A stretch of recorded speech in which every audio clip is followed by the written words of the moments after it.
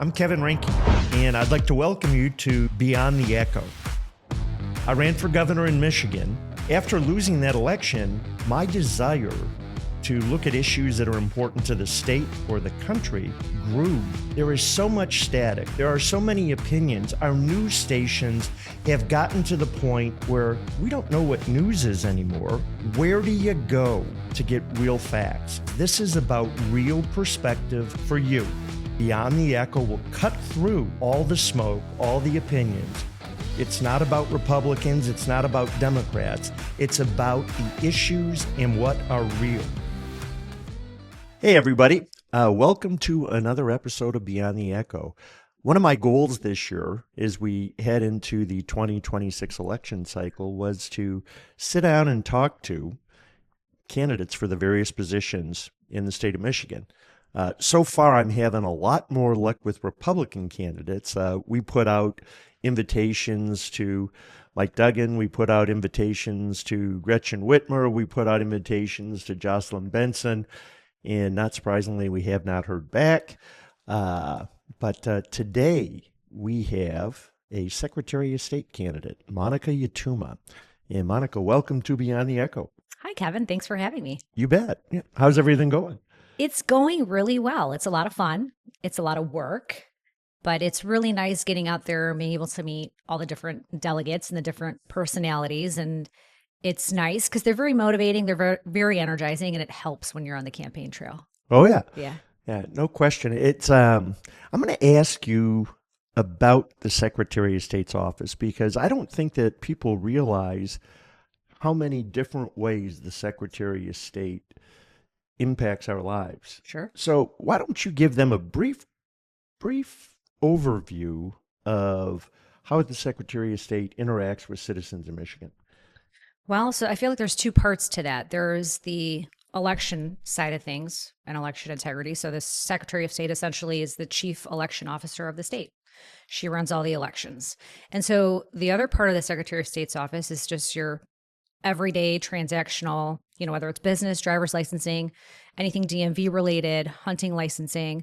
The Secretary of State works really closely with car dealerships and mechanic licensing. So all of your licensing, including even some business and CPL, all goes through the Secretary of State's office. Obviously, that includes license plate renewals, tabs, and all that fun stuff. So essentially everything that you need DMV related, car related, boat related, goes to the Secretary of State's office. Business licensure as well? Yeah, a little bit. The main business licensure will go through Laura, but there are some aspects and some parts of business licensing that will also go through the Secretary of State's office as a secondary measure. Yeah. Okay. So what attracted you to this position?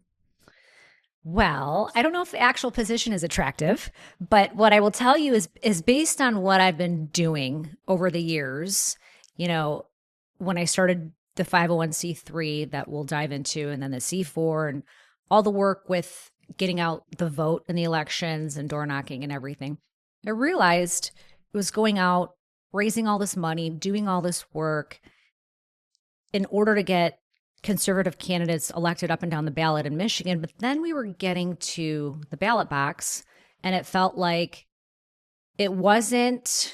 what we were seeing wasn't really matching the effort that we were putting forth. And 24 is an exception, right? Because it was a great year. Trump took 24. We did great in Michigan. Is that a byproduct of it being a presidential year? Is it a byproduct of the grassroots work?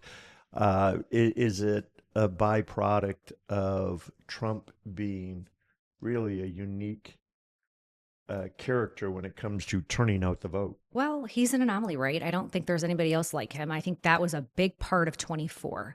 But I think another big part of 24, and I'm speaking in terms of Michigan more specifically, there was a lot more organizations stepping up to the plate to engage voters, right? So our organization, Great Education Initiative and Great Education Action, that was one of them. There was Michigan Freedom Fund, there was HRCC, there was AFP. So everybody was doing what they could to engage voters and get doors knocked on. And I think that in 24, we saw more of that than we've ever seen before. Kind of like a blueprint, right? Yes. What I'm referencing is there was a book, How the Democrats Overtook the state of Colorado, which at one point in time in America was the most conservative state in our country. And a Michigan family, the Stryker family, actually became very liberal in Colorado and were the major fundraisers and donors to the Democratic Party to overturn the Republicans. And they had a book that was written called The Blueprint. So Monica and I We're tease familiar back with and it. forth. Yeah. Yep. The Colorado Blueprint. That's right. Yep. Strategy. So it's not um, a sexy job per se. It's not a job that you want to have a lot of attention brought to. It's a job that's critical Absolutely. and it should be convenient. So if you break down Michigan, let's start with the election. Um, Cheating. How do you prevent cheating when you're the Secretary of State in an election? Well, I think that's multifaceted, right? So let's start with the voter rolls. They're a mess. We know Jocelyn Benson's already been sued for not keeping accurate voter rolls. So right now the issue is you have 8.4 million people on those voter rolls. But in Michigan, we only have 7.9 million citizens of voting age.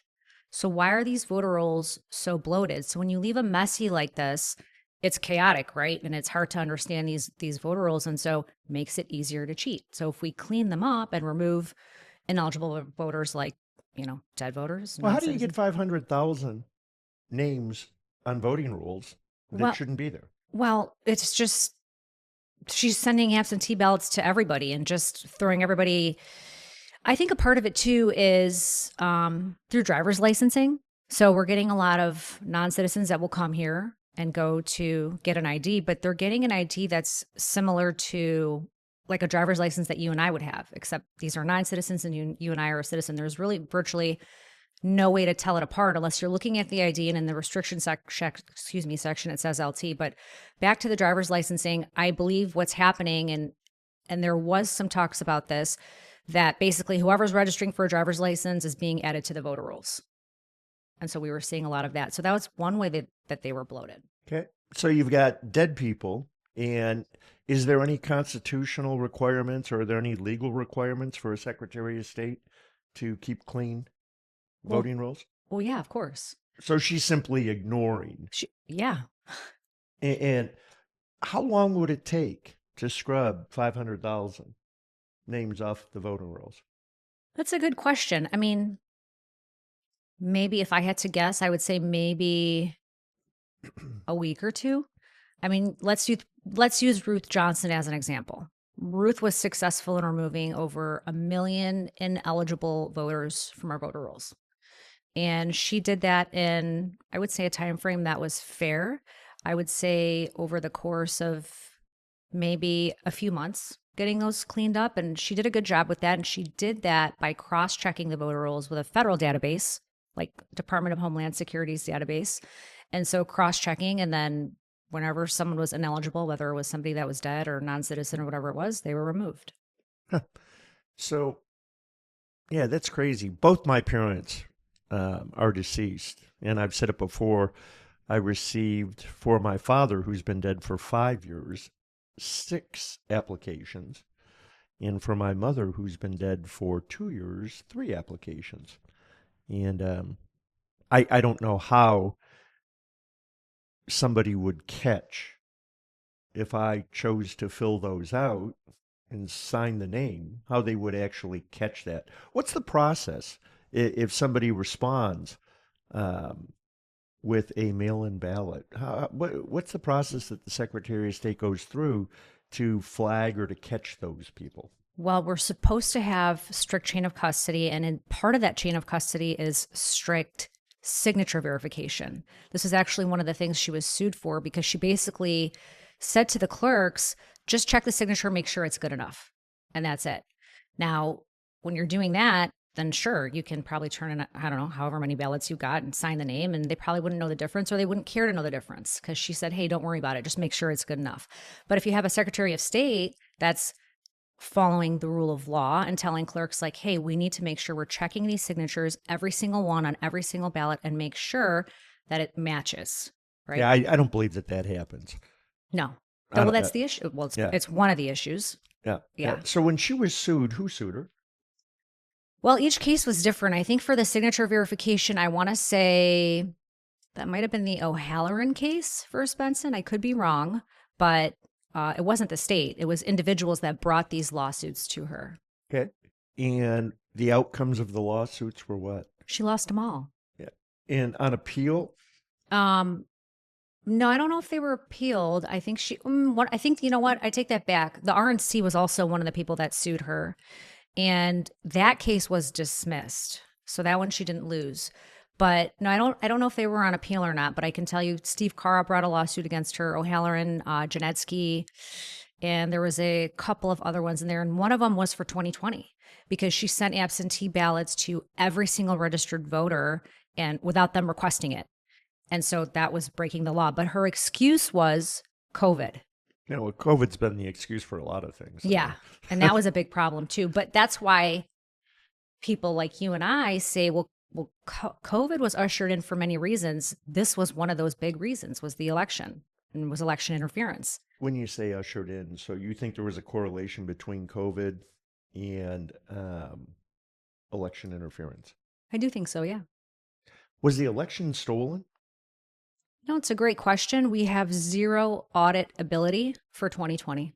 There was so many irregularities, and then everything that happened at TCF Center, we can't even go back to audit to tell you if it was stolen or not stolen. But well, isn't there a legal requirement to maintain documents after an election? well, of course, but then they went and destroyed a lot of those documents and the poll books. They destroyed the documents. Yes, a lot of them, not all of them, a lot of them, to make it easier to catch anything, which that's illegal in itself. So, and then just take TCF. Why were they putting cardboard pizza boxes on the windows? What were they hiding? It's like they waited for the poll challengers to go on break, and somehow the Democrat poll challengers knew to stay in the room while the Republican poll challengers went somewhere else to go grab, lunch or dinner, whatever it was. And then when they came back, they couldn't get back in. It's all these things that just, they don't add up. And so it's like if you ask any questions, automatically you're some conspiracy theorist or you're an election denier. But why? Why can't we ask questions? If there's nothing to hide, let us ask our questions and just give us answers. That's it. Is challenging elections unique to Republicans? No, it's not. Hillary Clinton said Trump stole the election. Did she challenge the results? No, she didn't challenge the results, but she screamed about it. She screamed about it. Yeah. So interesting. Secretary of State's office, and we'll just kind of go back and forth regarding the different lawsuits. How many of them were there? I want to say it's 7 in total so far. 7 in total. Yeah. Okay. I had heard somehow that there was 11, and I don't know what they were. I also heard that one of the cases, actually 4 of the cases, excuse me, had gone to the Michigan Supreme Court, and that a democratically controlled Supreme Court had actually ruled against her. And I don't know the validity of that, but maybe Tony, would you check that for us? We got Kennedy versus Benson in 2024. Whether or not Robert F. Kennedy Jr. could withdraw his name from the Michigan ballot after a statutory deadline. And then you had Public Interest Legal Foundation versus Benson, whether Michigan failed to comply with the National Voter Registration Act. You have Republican National Committee versus Benson, allegation that Michigan must purge more aggressively because some counties' registration rates are too high. There's 2 more. Michigan Court of Claims versus the GOP versus Benson, whether guidance allowing spouses, dependents of U.S. citizens abroad to register voter absentee was valid. And then Michigan State Court challenges to Benson's guidance on absentee ballot signature, whether her guidance on signature verification was constitutional or lawful. And does it say what the outcome was? So the first one in 2024 was filed in lower court, sought review by the Supreme Court. Public interest legal was decided in the district court, affirmed by the 6th Circuit. 6th Circuit held Michigan's voter list maintenance efforts were reasonable under the NVRA. And then the Republican... And the Supreme Court agreed with that? It just says the Sixth Circuit Court held that Michigan's voter list maintenance efforts were reasonable under the Okay. NVRA. So, yeah, that was Kennedy versus Benson. That was Public Interest Legal Foundation versus Benson. Okay, so Kennedy versus Benson said it's still in the lower courts. It was filed last year, so there's no outcome yet. The Republican National Committee versus Benson was dismissed in district court, affirmed by the appeals court. The RNC challenges Benson's administration of the voter rolls under the NVRA. Yeah, RNC suitor for the voter rolls, but that was dismissed. Yeah, that one was dismissed. And then the Court of Claims, GOP versus Benson. It's in the Michigan Court of Claims state. The court denied plaintiff's request for relief, upholding Benson's guidance as consistent with federal and state law. So, And the other one was a judge struck down as part of Benson's guidance. So, yeah. so she hasn't lost any cases in the Supreme Court regarding election integrity. Okay, well, that's good to know because I was wrong. So just on the circuit court level, she's lost? Yes. Actually, no. Well, no. Even as the Sixth Circuit Court had said her efforts were reasonable. Yeah. No, So they've which affirmed. one? On the Public Interest Legal Foundation versus Benson. The other was dismissed. The third one is pending. The one against Kennedy is the application to the Supreme Court is pending or was recently filed. Yep. So I think that there's a lot of confusion, and there's so much that comes at us through social media and so many accusations. Doesn't mean I like Jocelyn Benson. Right. But there is a lot. You're right. And I think one of the key things is, to me, Mhm. one illegal vote is 100% too many. I agree completely. And, I get it that as conservatives, we are not overly fond of our governor, our Secretary of State, and our Attorney General. Sure. Fair. But people need to know and understand the facts, and that's really important to have confidence in our elections, because I personally, and I've said this many times, I think that the greatest privilege that an American citizen has is the right to vote and the right to expect that that vote is counted, that only legal votes are counted, and there's going to be a winner and a loser in every election. Sure. So, Secretary of State's, what was the big brouhaha with the Republican Party and the rules and the release of rules that was going on between Benson and whoever was pursuing? Are you familiar with what I'm talking about? Are we talking about the administrative rules? Was it administrative rules that she refused to release to? Oh, that's the yes, they filed a subpoena. They wanted access to election training materials. What's the big deal about election training materials? She doesn't want them to see what she's telling the clerks.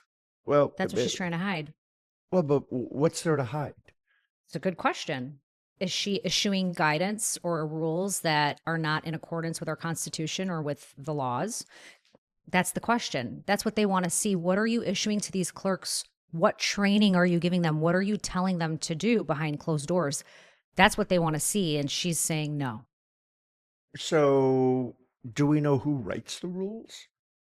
Well, so certainly the Secretary of State doesn't write them. No. Someone writes them for her. Yeah. So there's JCAR, there's the Joint Commission of Administrative Rules, and it's a committee of Republicans and Democrats. And so that's where the administrative rules are set.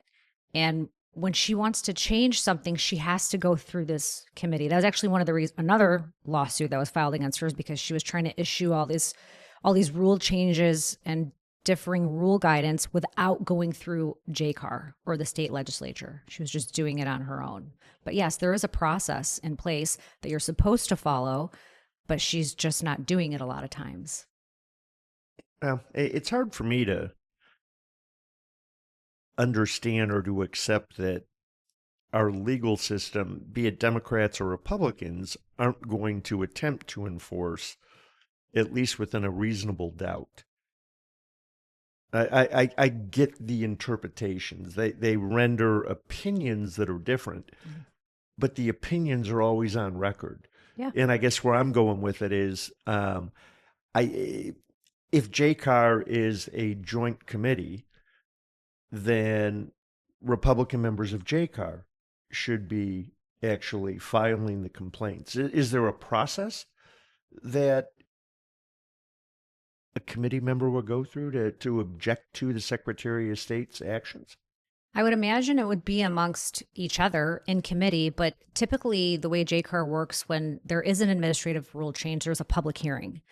And so you can go to this public hearing and you could submit public comment. You can also submit it electronically by email.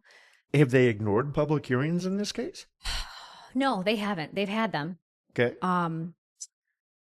They've had them, but that doesn't necessarily mean that because you hold a public hearing and you allow constituents to come in and make public comment that you're going to side with the public. And I think that's been the issue. Yeah. Well, I, you get it and I get it.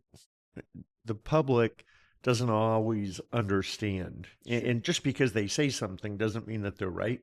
And I know that just because I say something doesn't mean that I'm right. Again, it's hard for me to, when it comes to elections, to see so much disagreement. And a lot of it is innuendo.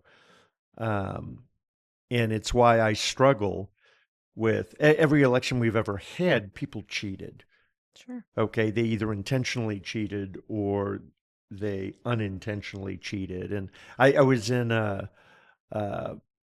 voter registration where I go to vote, and an example of somebody was the person in front of me had mailed in their ballot. And they were there, and apparently you can vote on a mail-in ballot, and then you can go in and fill out an application to say you want to change your vote, Oh, yeah. and they'll give you your ballot back. And in the conversation with this person, they were telling me that it was the third time that they were changing their vote, because there's no restriction on the number of times you can change your mind, apparently, Okay. which I thought was just flat-ass crazy. That needs some fixing for sure. But why do that? Why would you want to go through that as a constituent or a voter? Why do you want to keep changing your ballot repeatedly? I can't answer the question. I mean, Yeah. do you think that elections should be convenient? Yeah. We want What's to that mean? we want to make it easy to vote. We want to make it easy to vote, but hard to cheat. Okay, so tell me what easy to vote means. Because the easiest to vote would be everybody do a mail-in ballot.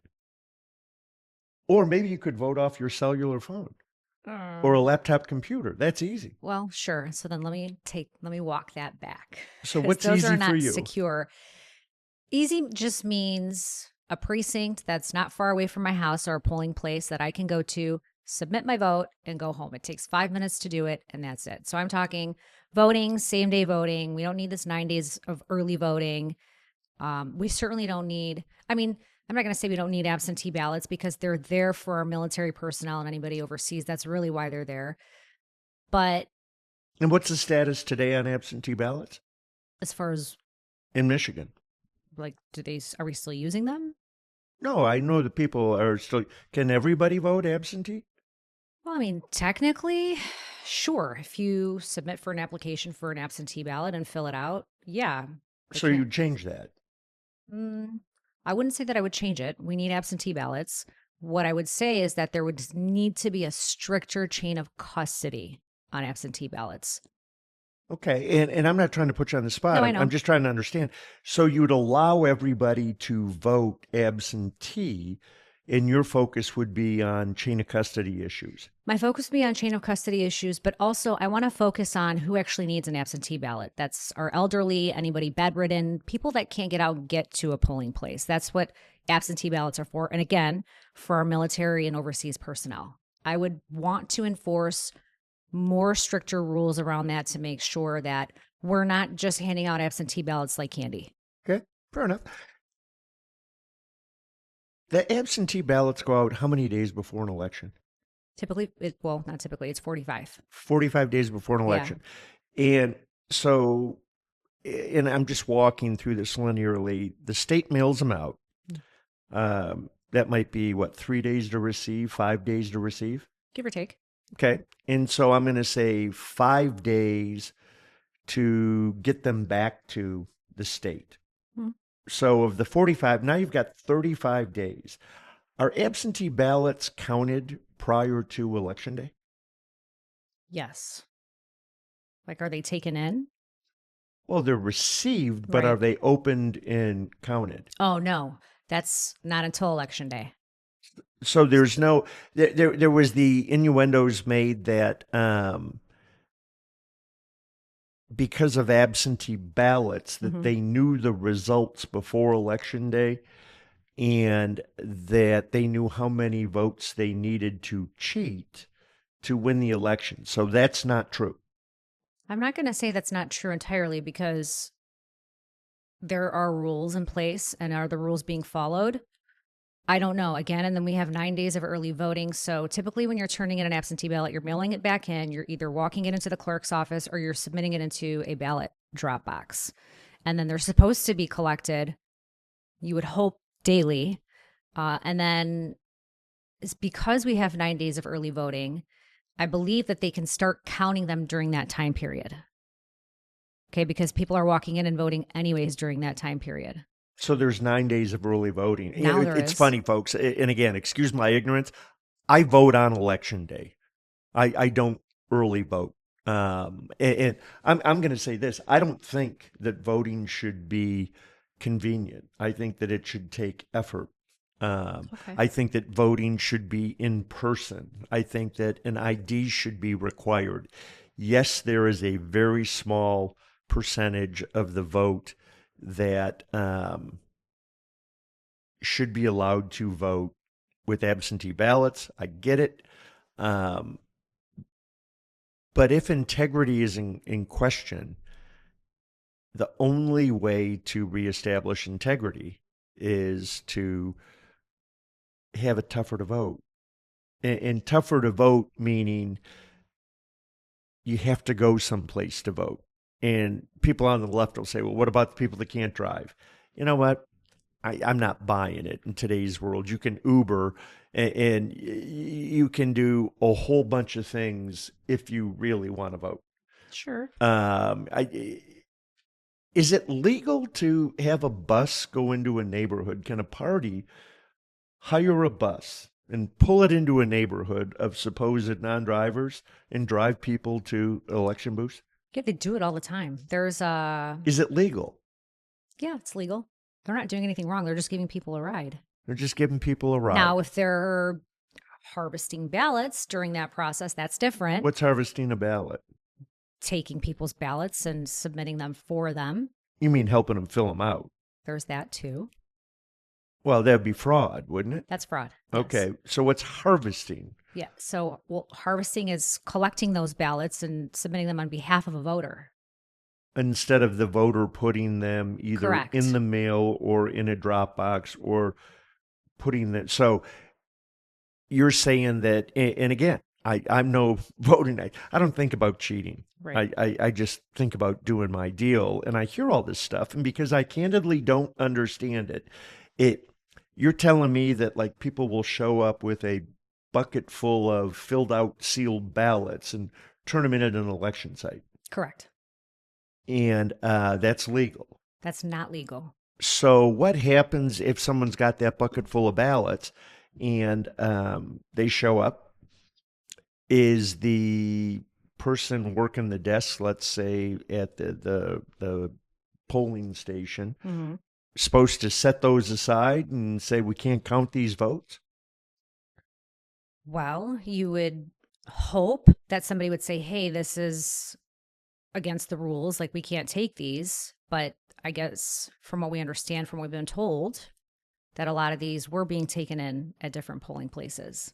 Is it a requirement if somebody shows up with a bucket full of ballots that their ID is collected, their ID is verified, so there is a trace in the event that something illegal is going on? Or can they just walk in and Joe Schmo just dropped off 100 ballots? No, they can just walk in, drop them off. The easiest way to do it is they're actually not even walking into a polling place. They're just taking them and dropping them into a ballot box Got it. because it's unchecked. Okay. Well, but we don't know that they're doing that. We think they're doing that. Well, in some instances, we do know that they're doing that. And how do we know? Well, Hamtramck is a perfect example. You have one of the city council members. He had a whole bunch of ballots, and he was caught on video stuffing them into this ballot box. Well, that's tough to explain.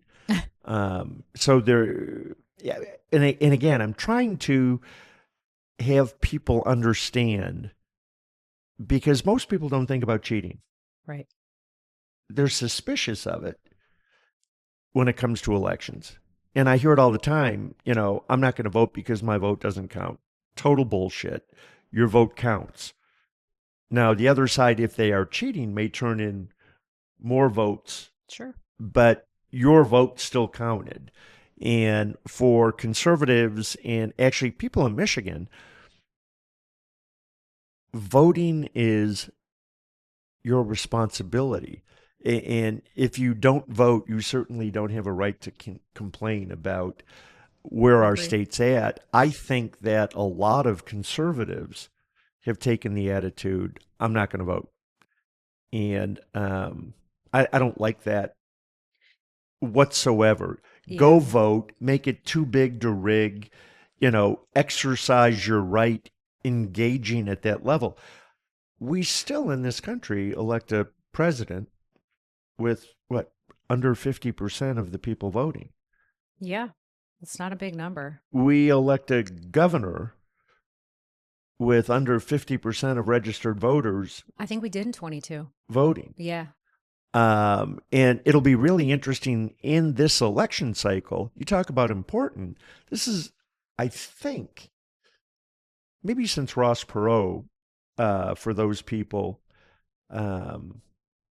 that are as old as I am. Do you know who Ross Perot was? Yeah, I do. Okay. I'm just checking because I'm a lot older than you.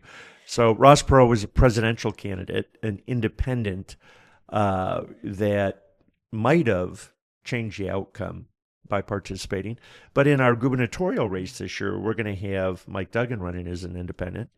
And it's entirely possible that we are going to elect a new governor with 35% of the vote. And you're right. It's entirely possible. Yeah. So I say this at the governor's level. We go through a primary process, and the Democrats seem to me to do a much better job of limiting the number of people that run in a primary. They do. And that doesn't mean anything other than a greater percentage of people are forced to choose between traditionally two candidates. Republicans, right now I think we've got 6 people or 7 people that are registered for the gubernatorial. Secretary of State that I'm aware of is at 4 and climbing, with a certain ex-candidate out there, gaining the spotlight with her. Attempting to, at least. Yeah, it's kind of fun. I've been accused of doing the same thing, but wow. It's where I'm going with it is I'm okay if there's 2 people in a primary. I am too. And I gotta believe, I knew in the gubernatorial race, interestingly enough, that I ran in, and I finished in second place. I knew way in advance that it was between Tudor and I. And it's not a knock on the other candidates. But by them staying in the race, you can make the argument that either intentionally or unintentionally, they change the outcome of the race, because what people don't realize is forced choice voting is the most reflective form of good governance. You have to vote. You have to pick one candidate or the other. Right. That is the best representative model at the end of the day. And there's some countries in the world where you don't have a choice not to vote. I mean, they drag you in. You are in big trouble if you don't vote. Yeah. Some people don't like that. Some people say, oh, if you do that, then one side will always win. I don't know. I like to believe that that makes the issues more important. But where I'm going with this is for the Republicans, we are in primary season. And candidates run around, like you, like me, to Lincoln Day dinners for the Republican Party. Yeah. And they drive 2-3 hours and they are given the honor of speaking for 6 or 7 minutes. And people are supposed to make a really well-informed decision. And so they don't vote for you, Monica, because they didn't like the way your hair was done that night or the color of your dress. And in that 7-minute period of time, you're supposed to tell your whole life story and why you're qualified to be the best candidate. You get more than 7 minutes today. Why are you qualified to be the best candidate? Well, thank you for the question. You know, I feel like I'm the best candidate because I bring to the table a nice mix of business leadership, grassroots advocacy, and a track record of proven success. That's what I've been doing the last few years. And so I also have the ability through this this advocacy organization that I've led over the last few years to sit down and bring to the table different factions and be able to unite different people to come up with solutions that work for everybody. And I think when you take those things, because I think the Secretary of State role is it's a leadership position, right? So you need to have a vision, you need to have leadership ability, you need to be able to manage people. And so how many people work for the Secretary of State? I want to say, so we're talking clerks that work at the Secretary of State's office, because those are also called clerks. Some of them, probably 1,500 of them across the state. Okay. Clerks, actual clerks around the state that run the elections.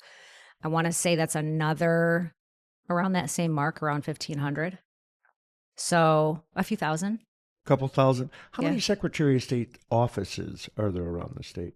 So the Constitution states that we should have one per county. We have a little more than that. We have about 151 offices in the state. And there's 83 counties. So yep. So just under 2 per county. Right. Okay. Total number of employees? In the Secretary of State's offices? Yeah. Not counting the clerks? If they're an employee that the Secretary of State oversees, you've got 3,000 so far. How many additional people? Well, that would be it. You've got the clerks at the SOS office and then your election clerks, right? So county clerks, township clerks. What is the person that works the desk at the Secretary of State's office? That's also called a clerk. That's also called a clerk. So there's 3,000 total employees, roughly. Interesting. Roughly, yeah. Yeah, interesting. And in the state, there's how many total employees? Like government employees in total? Yeah. Oh, gosh. I don't know that answer. Yeah, either do I. A lot. Too many. Yeah. So we both agree with that. I think the number's over 10,000. That's where my head was kind of going too, is what I was thinking. It's a lot of weight for the people of Michigan with the shrinking tax base to pay. How do you make the everyday services? Let's jump away from the elections. Sure. I go to other states a lot, hunting and fishing. Mm-hmm. And I am always impressed by how efficient other states are, and I am always depressed by how inefficient Michigan is with their hunting licenses. How are you going to improve vehicle registration, boating registration, hunter license access? What are you going to do? So let me ask you a question. When you say you go to different states and it's more efficient and we're less efficient here, what do you mean by that?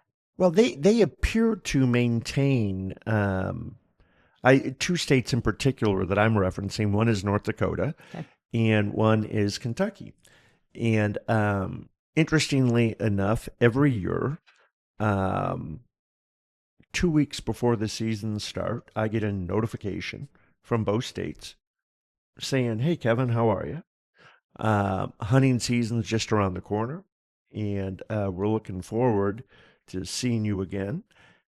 Would you please review all our data to make sure that it's accurate?" Hmm. And you look at it, and you hit yes, and then it says, "Would you like to buy a license?" And it's very well laid out versus what I perceive to be confusing in Michigan. Yeah. You know, it, it should be remedial. I want a deer license. Yeah. And for an out of state person to hunt deer with a bow and arrow or a rifle, if there are multiple licenses required, it just It says should tell you. you need to buy these three, and this is the total to hunt with a rifle. You need to buy these three to hunt with any form of bow. And if there's an exclusion, for instance, for crossbows, because now I'm an old guy with a bad shoulder, I don't use a compound bow anymore. I want to make sure that I'm not breaking the law by bringing a crossbow, because I think of that as a bow and arrow. Sure. And they identify it really easy. People that don't hunt, there are federal licenses. There are big game licenses. There are small game licenses. There are ancillary licenses. I actually think that it should be easy. I think that you should be able to go and buy one license. This is the price, and guess what? You can hunt or fish for anything in the state. And oh, by the way, it should also give you access to all of the state parks. Just that simple. Yeah. Now people are going to say, well, you're going to overcharge me. Yeah. You know, Is it a small price to pay for the added convenience? I think that it's actually a good price to pay. And by the way, we're making government smaller by doing that. We're cutting out the regulations. I think it's ridiculous that, to take your kid fishing, you actually have to read multiple pages to take your kid fishing because you don't want to use a certain type of hook in this section of water. You don't want to use a certain type of bait in this section of water because maybe that's illegal. But if you take 10 steps to your right, it's legal over there. We got to keep it simple. And again, ease, convenience. I just know that in North Dakota and in Kentucky, a dummy like me, and I am not technologically sound, can go on a website. I think you're far from a dummy, but I think I know what you're saying. And figure it out and do it without working up a sweat. And the other thing that usually happens, which is really cool, the website isn't frozen. Yeah, it works. It works. You don't have to print something out. It's good if it's on your cellular device and you have a piece of ID with you, because we've got people that aren't by a printer, Yeah. Um, I'm actually really glad that you brought up all that for your viewers, because what people don't realize is the biggest issue. One of the biggest issues at the Secretary of State's office is the lack of communication. There's no organization. So if you make an appointment to go into the Secretary of State's office, you should be receiving text messages and emails saying, okay, for this type of appointment, you need documents X, Y, and Z. And so you come in with that, and the hope is you make one trip to get what you need. And so that's what we're not seeing. People are making multiple trips to resolve one issue because of the lack of communication and the lack of organization. And it's frustrating for the clerks too, the clerks that work behind the desk at the Secretary of State's office, because it's frustrating for them too, because then these customers are coming in and then they're getting frustrated and then they're yelling at the clerk. They're not yelling at Jocelyn Benson. And so this is something. Was it Benson's fault or is it the client's fault because they're not prepared? How can they be prepared if they're not getting the right communication telling them what they need to bring with them? So what you're proposing then is that somebody should go on a website and say, I want to renew my car license. Mm-hmm. And it should print out, these documents are required. Yeah, automatically. You get a prompt. These And are the it doesn't documents. do that. It's not, I think it's doing that. I think it's doing that, but it's not giving you everything that you need. Or when it's being read, it's just not organized or not making sense for whatever reason. I would agree. I I think that MC numbers on boats is another one that is kind of ludicrous. And the other thing too is you get a lot of people that complain is like, why can't we renew our license online? And a lot of people don't realize you can. It's just so convoluted and so confusing that people just make an appointment and just want to go into the office and have a clerk do it for them. The other thing too that people don't realize is that these clerks are allotted 10 minutes for these appointments. So you might go in and have an issue and it's resolved in 5 minutes, but I might go in and I've got an issue with my tabs and my license plate renewal and a whole host of other things. And my appointment might take 45 minutes. What do you make of the claim that Michigan's license plates are inefficient, expensive, confusing versus other states? Do you agree with that? I feel like I'm indifferent. I agree that they're too expensive. I don't know that they're confusing. How would they be confusing? I mean, they're easy to read. Well, so some states, when you buy a car Mm-hmm. and you're the original owner of the car, the license plate is actually assigned to the car. Right. So when you trade your car in, you leave the license plate on it versus having to go through the transfer process. And correspondingly, when you buy a car, you either get a brand new plate for the first time or you receive the plate. So the plates are assigned to the vehicle, and all that is transferred is the name of the owner.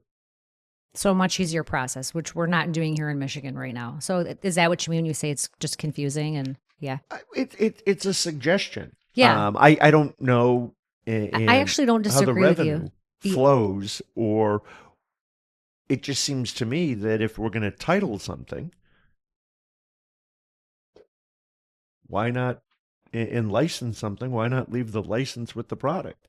I agree with you, actually. I like that a lot better, and that's something that I would like to implement. The other thing, too, is license plates right now is based off of MSRP of a vehicle. Yeah. So for some license plates, it can get really expensive, as you know. But I think even in general, I don't think that's a good business model. Yeah, I wonder because I was in the auto business and how they calculate fees. If you buy a car, pay a car fee. Doesn't matter how expensive the car is, it still has, 4 tires. If you buy a pickup truck, pay a pickup truck fee. Yeah. If you buy a large SUV, pay a large SUV fee. Rather than, why should it matter how much the car costs? It shouldn't. It's almost like because you can afford a more expensive car, you're being punished for it. And, what's the difference if you're buying, a Mercedes sedan versus, I don't know, a Buick sedan? They're both sedans, like you said, 4 wheels. Yeah, sure. One's luxurious, one's not luxurious, but it's a car. It does the same thing. Should be a flat fee. The sedan is this much. The pickup is this much. The SUV is this much. The crossover is this much. Done. How come that isn't the case? I honestly think that at the top, and when I say at the top, I'm talking about Jocelyn Benson. I just think that she's honestly intellectually bankrupt. I Well, don't these know things what else existed to. before Jocelyn Benson, and I don't like Jocelyn Benson at all. But so she thinks she's intellectually bankrupt. Thanks, Kevin. I try and not make it personal, although there are It's some not really personal. I don't know her. well. If you call someone intellectually bankrupt, Well, listen, that's a pretty good shot across their Yeah, bow. it is. I mean, It is. I'm running for Secretary of State, but at the end of the day, I'm a Michigan resident. I'm a voter. I'm a constituent. And in my mind, I'm thinking when I go buy a car or when I need to do something, I have to do all these things too, just like anybody else. Why is it so complicated? Yeah. Why is it so expensive? Why at every single turn am I being overcharged or overtaxed? It's It's unnecessary. Well, see, I think that that's how government tries to maintain control over the citizenry and tries to justify its existence. In that argument, and by the way, the cost of government in Michigan, I don't know if you're aware of this, for similarly populated states is anywhere from 10 to 40% more expensive in Michigan than it is in similarly populated states. And some of those states have part-time legislatures and they get everything done. Why can't we? Why can't we? Some of them have different processes at the Secretary of State office that make it a hell of a lot easier. Why can't we? The thing is, we can. It all boils down, as you know, to leadership. We could have a part-time legislature. We can have an economy that thrives where there's not bloated bureaucracy, and just being overtaxed and overcharged for everything. It's unnecessary. It's really who's at the top and who's leading. The way our founding fathers wanted it was that government was supposed to be so small that it's virtually unnoticeable. That's how it's supposed to be. And somehow, over the years, now government's controlling or monitoring almost everything, every aspect of our daily life. I don't know about you. I don't want them anywhere near my life or what I do. Yeah, we live in crazy times with crazy people, and I don't know. I want smaller government. Of course. I want more efficient government. And at the same time, I say people have become dependent on a certain size of government. So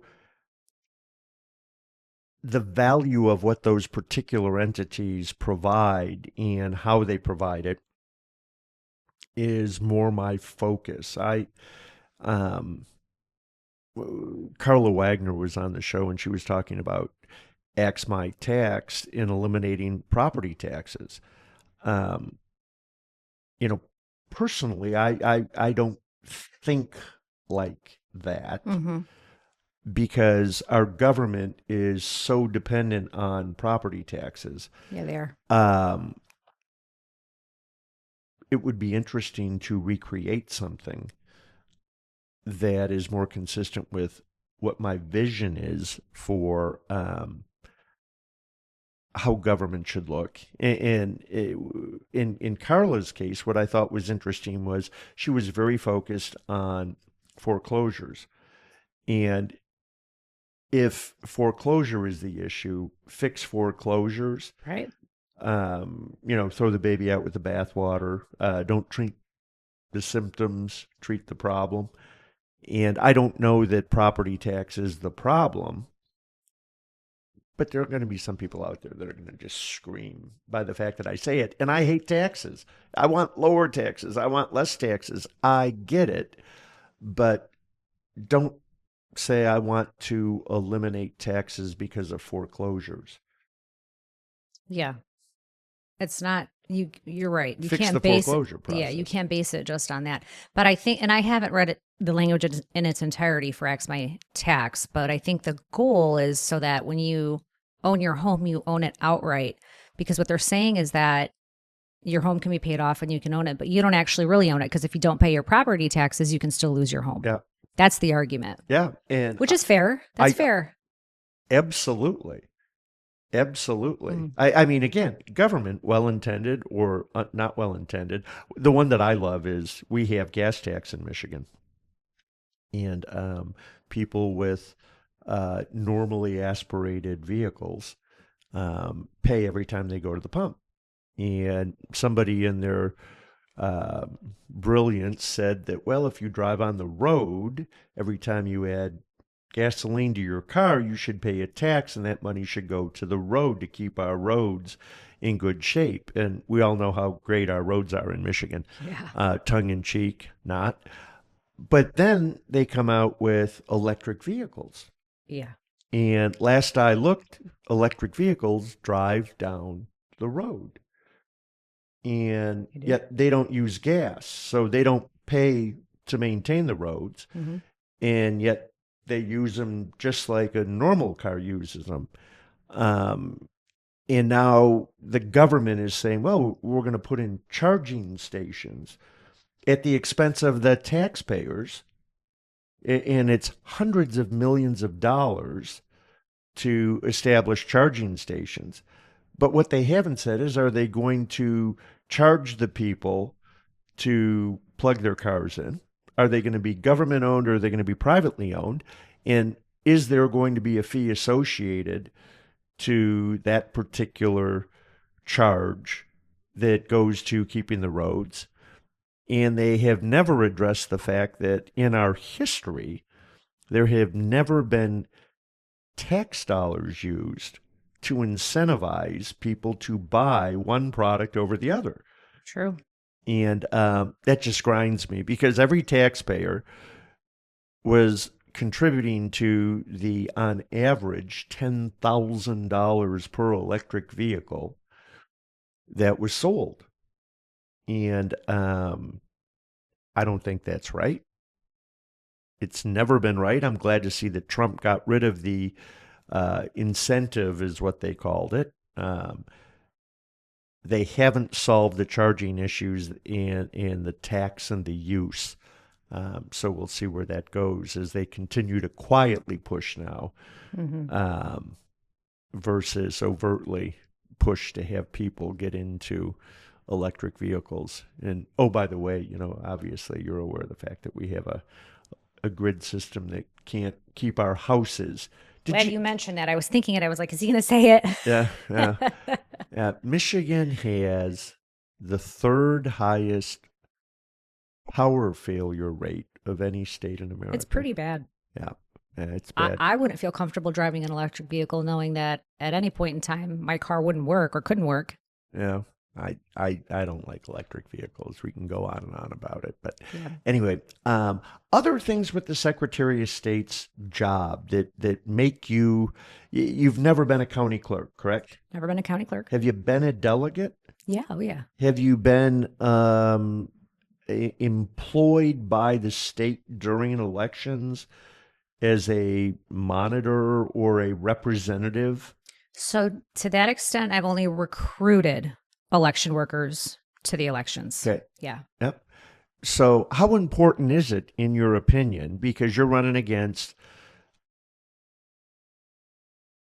and I'm sorry that I don't know all the people's names. One of them, I don't know her first name. Her last name is Love. Amanda Love. Yeah.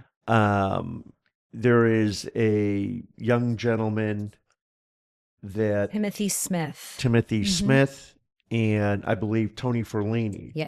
Anthony Forlini. Yep. Yeah. So, Forlini obviously has been a county clerk. He has. Yeah. In Macomb. And he's going to espouse that. And he, by the way, we're going to have him on the podcast as well. Yeah. He's going to espouse that makes him more qualified than the next person. And I got to be honest with you, I don't know. I don't know. I do not believe, to be the governor, that you need to have political experience.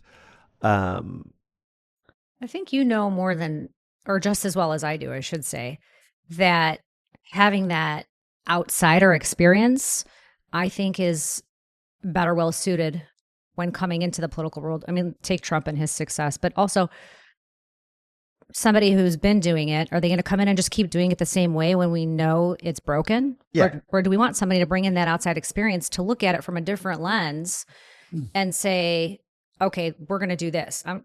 Just run it like a business, like a successful business, which is what I've been able to do over the years in my lifetime. Sure. Conformity has never been one of my strong suits. Oh, you don't say. I'm respectful of the laws, and I have broken many in my day, admittedly, and always have been willing to suffer the consequences when I have broke the laws. And when I say I break the law, when you speed, you break the law. Right. Okay. And the list goes on and on and on, because we have so many goofy ass laws. We can argue about that or talk about that at a different time, but Yeah. the efficiency or the inefficiency that we experience in government, and in particular, when I was a auto dealer, the inefficiency of the Secretary of State's office was astounding to me. The complexity of trying to meet the demands for the Secretary of State in the state of Michigan bordered on the ridiculous. The cost of programming computers in documents that nobody gives a damn about. Right. You Too know, overregulated. it is so overregulated and so expensive for all of us. And so not being a conformist, I think, is a plus. You say that you've had private businesses. Yeah. Do you want to tell people about the private Sure, businesses? sure, you've had? yeah. So I own a medical waste company. So I've A owned medical waste company. Yeah, yeah, Regulated at all? yeah. Well, yeah, very regulated. By the Secretary of State? No, not by the Secretary of State. I typically deal with OSHA and LARA. Got it. Yeah. Two very, very efficient government entities that we should all be proud of. Yeah. What takes You said it, not You know, me. Laura? But you know what's interesting is that I am Don't held to even get me such going. such high standards, such stringent standards as a business owner of a medical waste company, and I operate statewide. What's interesting to me is that, and you know this, our elected officials on state, local, and federal level, they're not held to the same standards. Oh, God, no. No, No, they could never live up to them. never. And this is why I say, while somebody with county clerk experience might bring that clerical administrative experience to the role, but when we're talking about running an entire state and overseeing thousands of employees and managing budgets, multiple budgets at a time, that's real leadership. That's business experience. Somebody that actually has that vision and knows how to do it. Yeah, in defense, in a perfect world, wouldn't it be great if our elected officials were the best of the best? Of course. If they function the way that things were intended, and the efficiency and the cost and all of those deals. So I think that an argument can be made that there are county clerks that are really good, Of course. and that may help them perform if they espouse to work at a state level. And I'm sure that that's going to be something That's that fair. That's that very Tony fair. speaks about. Yeah. And at the same time,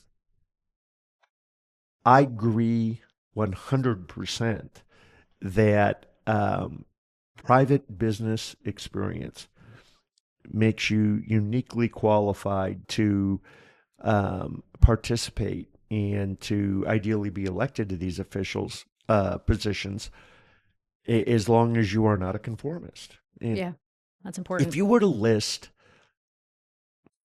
can you list 5 things that if you were elected Secretary of State that you would want to change so the people of Michigan know what to expect from a Monica Yatuma Secretary of State? Yeah, I could do 5. I would say from a business standpoint, I want to make it easier for car dealership owners, mechanic shop owners, people that operate in that space to be able to operate their business without the unnecessary overregulation that you actually touched on.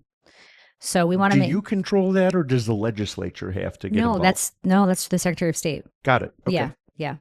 So I would definitely want to do that and want to work closely with them, because I feel like when they can operate inefficiently without having to jump through hurdles, that they can do more and generate more revenue, and potentially that's more revenue for the economy. So if we can help them do that, that's something I want to work on.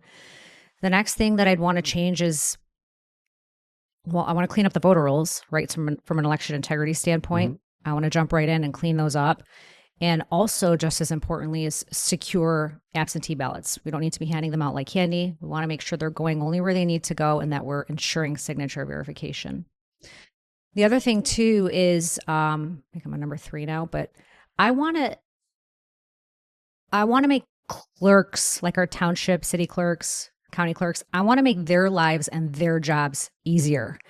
Right now, they're just being pulled in so many different directions, and Jocelyn Benson is changing the rules so often and so much that it's like a whirlwind. I've had conversations with them. I've created a clerk advisory committee because I find them to be the experts, and And just from what I understand is that their job is not an easy one. It's not what it used to be.